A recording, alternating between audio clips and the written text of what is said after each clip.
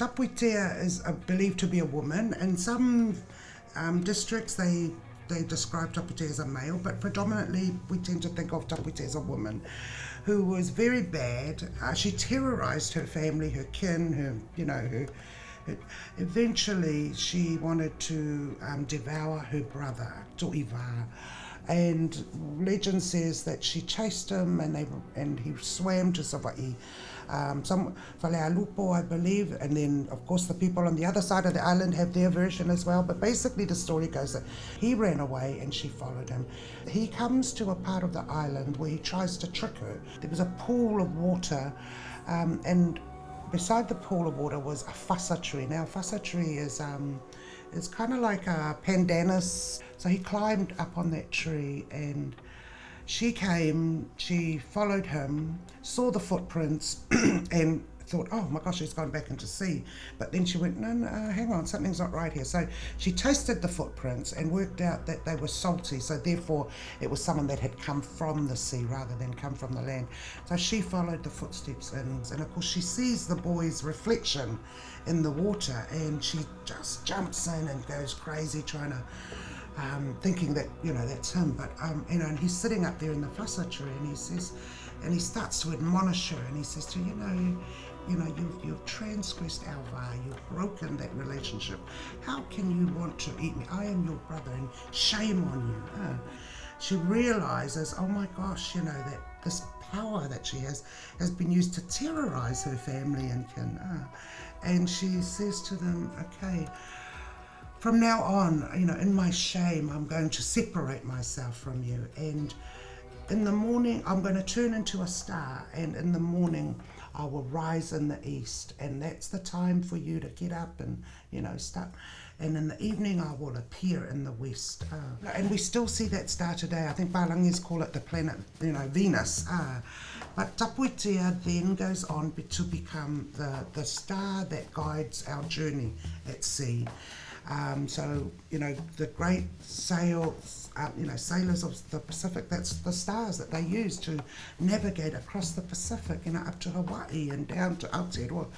So even in that beginning of being such a wicked person and breaking that va, was soli le va, she was able to reorient herself and be something and someone that is most useful, even in generations later. And even today, we see the morning star and the evening star, and we think, oh, that's Tapuitea.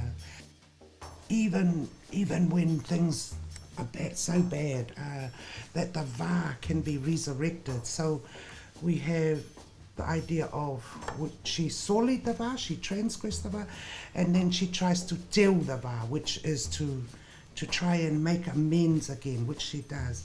And now in her star form, she continues to tell the va for us, tausi le va. So those 3 points of the va relationship, soli le va, so when we transgress it, but always remembering that in the Samoan worldview, there's, no matter how bad things are, there's always a way back, and that way back is to tell the va, make amends, and then the idea of maintaining those relationships, tausi le va. Va is Samoan word, that's just 2 letters, but probably the most profound word in all of the Samoan language, because it describes so many relationships, the relationship between the environment and the humans, and everything in this room between you and I as sisters, older and younger, those are all va, relationships, not just personal relationships, but also not just between humans, but also between us and our environment, us and our gods. You can't move from soli le va to tausi le va. There's a process in there where you have to tell the va. You can't move from being remorseful to, okay, let's just get it on again, No, there's a process there of true repentance, Yeah. deep remorse, because you don't banish yourself for no reason. When we're so angry with ourselves, when we realize what we've done, we try and find deep within us something that is of value that we want to give back to that relationship. And in this story, she herself offered herself to be, to remove herself into the night sky and the morning star, and never to be with her family again in the sense of being, at that intimacy, but to be available for all time, for all people in that sense.